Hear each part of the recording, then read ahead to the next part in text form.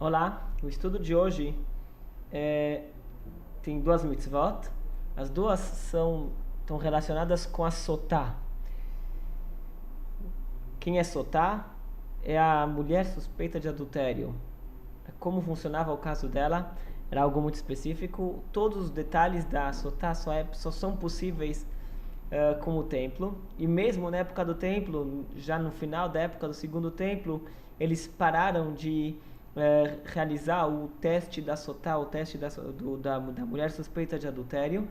E isso é assim que o Talmud conta, que como o mundo ficou, a moralidade ela tinha piorado e as pessoas estavam mais envolvidas com atos ilícitos, então eles pararam também com a sotá, de fazer o teste da sotá.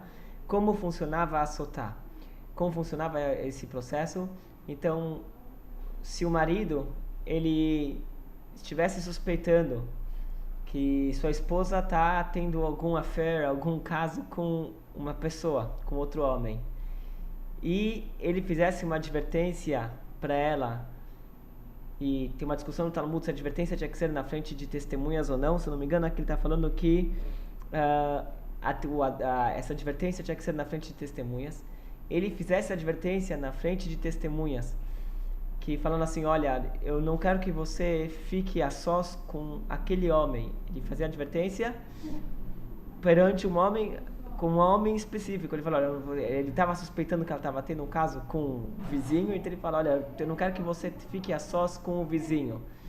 E daí a mulher foi pega, que ela estava a sós com o vizinho. Ninguém sabe o que aconteceu lá dentro, mas se sabe que ela entrou na casa com o vizinho e ela ficou num lugar fechado com o vizinho. Ela ficou um tempo determinado a sós com o vizinho, e ninguém viu o que aconteceu lá dentro. Então essa mulher ela entrava na categoria de sotá. Uma mulher que era sotá, ela está proibida de ter relações com o marido até que se faz o teste da sotá.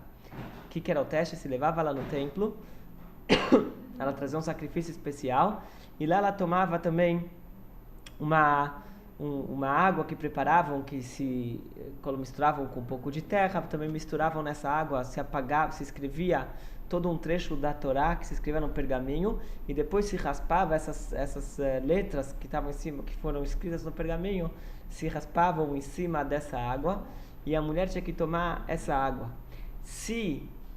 Daí o teste funcionava da seguinte maneira: se ela de fato pecou, ela teve alguma coisa com aquele vizinho, depois ela teve um momento que ela teve alguma relação indevida, então essa água trazia a morte para essa mulher.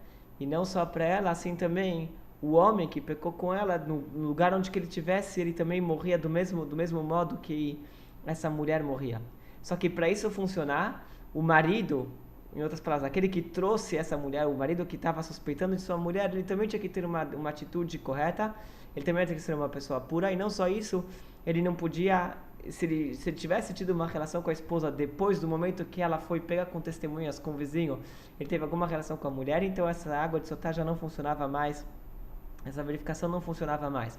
Então, como caiu a moralidade no mundo, então suspeitava que o marido também não era lá um cara mais santo, e por isso então pararam de fazer a sotá já na época do segundo templo. No final do segundo templo já não se fazia mais o teste da sotá.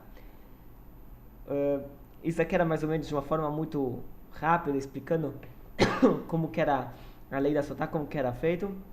Mas aqui consta na Torá, tem uma parashá, um trecho inteiro da Torá, em Números 5:12, é que ele traz que a pessoa tinha que fazer todo esse processo, todo esse ritual para testar a pureza da mulher. Isso daqui, tem algumas coisas interessantes que a gente viu dessa história, é que nesse trecho de Torá, que por exemplo se apagava, estava o texto, tinha o nome de Deus. Sabemos que o nome de Deus é algo que, se sofrer, por exemplo, alguém está escrevendo uma Torá e ele errou o nome de Deus, a gente deve evitar apagar o nome de Deus. Pode-se jogar até o pergaminho inteiro para descartar o pergaminho inteiro, enterrar ele para ser enterrado, descartar ele para ser enterrado, em vez de apagar o nome de Deus. O nome de Deus é algo que deve ser muito, muito cuidado para não apagar. Mas aqui, para trazer a paz para esse casal, que talvez, se fosse provado que ela não tinha nada de errado com o vizinho, então ela, ao contrário, essa água fazia bem para ela, não é que fazia mal. Isso aqui trazia a paz tipo uma tranquilidade para o casal. Então, a gente vê que para trazer a paz para dentro do lar, é possível até apagar o nome de Deus. Isso aqui é uma das coisas que a gente vê nessa mitzvah. O mandamento 223, então, é a lei sobre a sotá. E depois temos a proibição 104, que ele já começa a entrar em detalhes do sacrifício dela. O sacrifício dela era um sacrifício de farinha.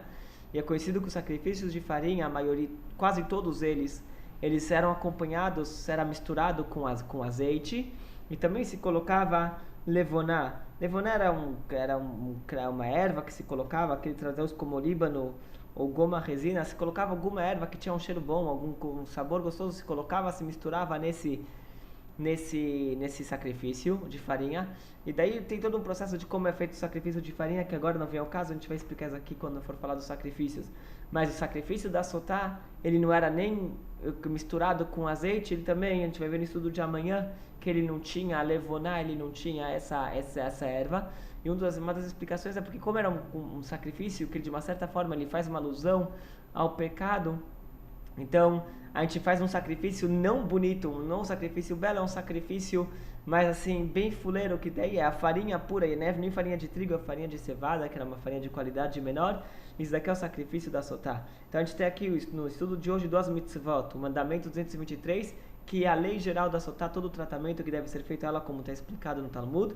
E depois temos a proibição 104, que é a proibição de misturar o azeite com a minchá, com o sacrifício da sotá.